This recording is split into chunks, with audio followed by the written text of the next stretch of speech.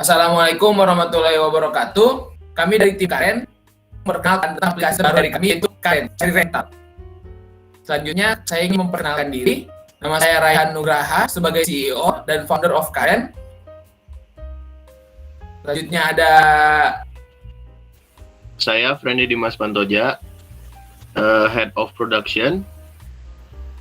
Saya Alvarevi Baskara sebagai desainer dan programmer aplikasi.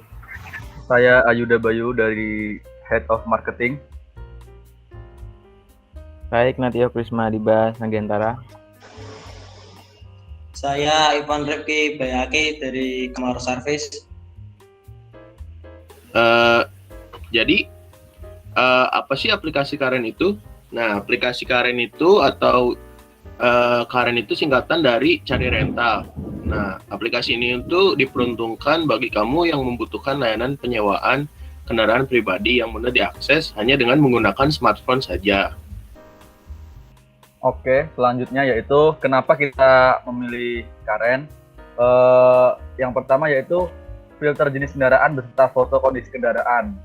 Jadi aplikasi ini bisa memfilter jenis kendaraan, sekaligus kita bisa mencari tahu berdasarkan foto yang ada di aplikasi ini.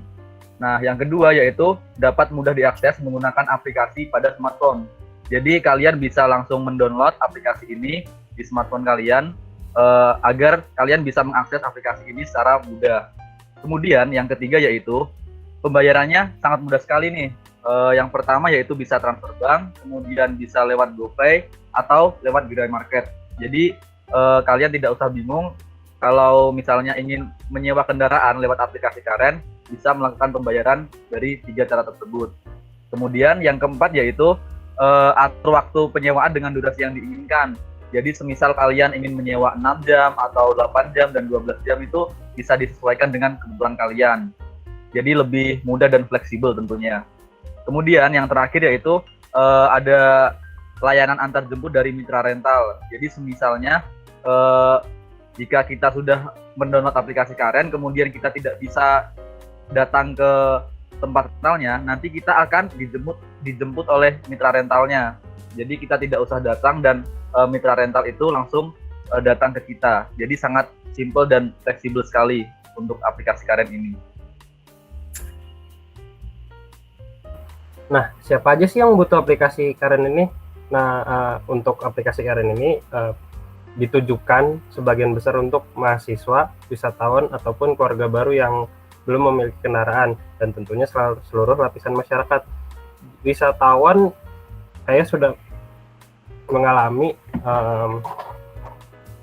butuh aplikasi penyewaan terutama di kota-kota besar seperti Bandung dan lainnya yang membutuhkan kendaraan, namun tempat-tempatnya tidak diketahui di mana.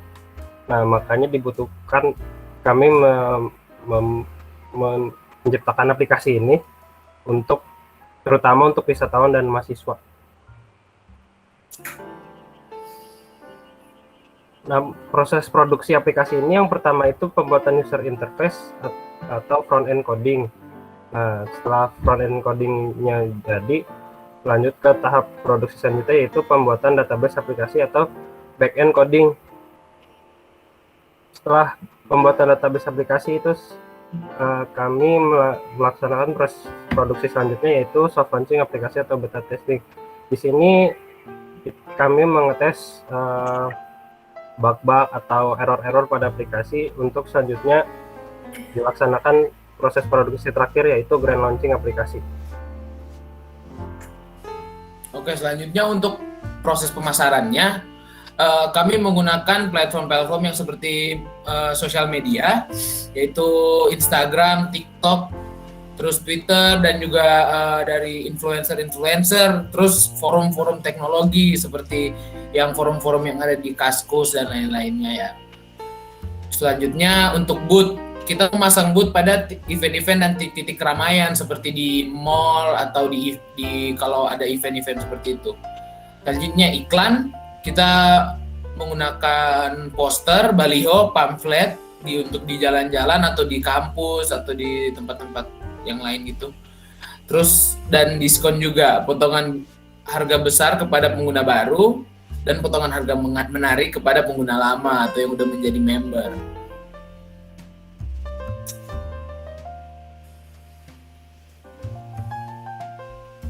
Kemudian modal awal yang dibutuhkan dalam bisnis Karen itu sebesar 391.850.000. Nah, ini rinciannya itu yang pertama gaji karyawannya. Gaji karyawan ada 6 jumlahnya. Per satu karyawannya itu 3.500. Untuk satu bulannya itu 21 juta dalam jangka waktu 12 bulan. Kemudian dalam satu tahunnya itu 252 juta. Itu untuk gaji karyawan. Kemudian yang kedua itu ada sewa apartemen. Kita menyewa satu apartemen. Itu harga satu bulannya 20 juta dalam jangka waktu 12 bulan. Jadi satu tahunnya itu 20 juta. Kemudian laptop kita ada 6, harga persatuannya itu 10 juta dan dalam satu tahun itu totalnya ada 60 juta. Kemudian ada program Android itu ada 2 jumlahnya. Kemudian harga satu bulannya itu 5 juta dalam jangka waktu 2 bulan. Kita akan menyewa 2 dalam jangka waktu 2 bulan. Jadi total satu tahunnya itu 10 juta. Kemudian ada desain UI, jumlahnya itu ada 1. Harga per satu bulannya itu 4.500.000 dalam jangka waktu 2 bulan. Jadi 4.500.000 dikali 2 dalam satu tahun itu totalnya ada 9 juta. Kemudian ada penguji aplikasi kita jumlahnya hanya 1. Kemudian harga satu bulannya itu 6 juta. Jangka waktunya kita 2 bulan, jadi 6 juta dikali 2 sama dengan 12 juta per satu tahunnya. Kemudian ada iklan kita pakai 6 jumlahnya. Dalam satu bulannya itu 1 juta. Jangka waktu kita membutuhkan 12 bulan, jadi 1 juta dikali 12 dalam satu tahun itu kita membutuhkan 12 juta. Baik, kemudian selanjutnya ada printer yaitu jumlahnya 2. Kemudian total satu tahunnya 2 juta. Setelah itu ada telepon dengan jumlah 2 dengan harga 150.000. Jadi total satu tahunnya 150.000. Kemudian pemeliharaan laptop dengan jumlah 6 dikalikan dalam jangka waktu 6 kali dalam satu tahun, yaitu totalnya 1.800.000. Kemudian kita ada tagihan telepon yang jumlah 2, harga satu bulannya 150.000 dikalikan dengan 12 bulan, hasilnya 1.800.000. Kemudian untuk wifi kita per bulannya 325.000. Jadi untuk 12 bulan kita totalnya 3.900.000. Kemudian ada listrik, harga satu bulannya 500.000 dalam jangka waktu 12 bulan, yaitu totalnya 6 juta. Kemudian ada air, harga satu bulannya 100.000 untuk jangka waktu 12 bulan, yaitu totalnya dalam satu tahun 1.200.000. Nah, dalam rincian tersebut kita untuk total pengeluarannya itu sebesar 391.850.000 rupiah. Nah, kemudian setelah kita tahu cash flow tadi, kita membahas tentang keuntungan.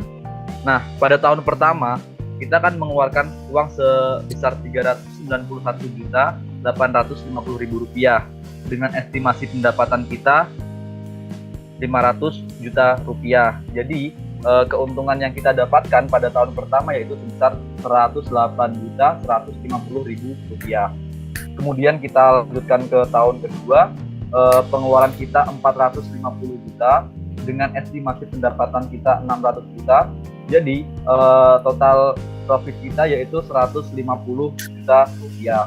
Kemudian kita lanjutkan ke tahun yang ketiga, yaitu total pengeluaran kita sebesar 500 juta dengan estimasi pendapatan pada tahun ketiga yaitu 700 juta.